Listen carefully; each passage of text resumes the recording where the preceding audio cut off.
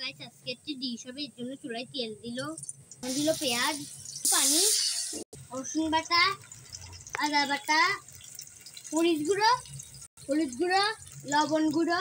এখানে কিছু বাইং মাছ রেখেছে, এগুলো কুটে নিয়েছিল মা। এখন মা এগুলো দিয়ে দিচ্ছে, এখন একটু নাড়া দিচ্ছে, পানি দিচ্ছে।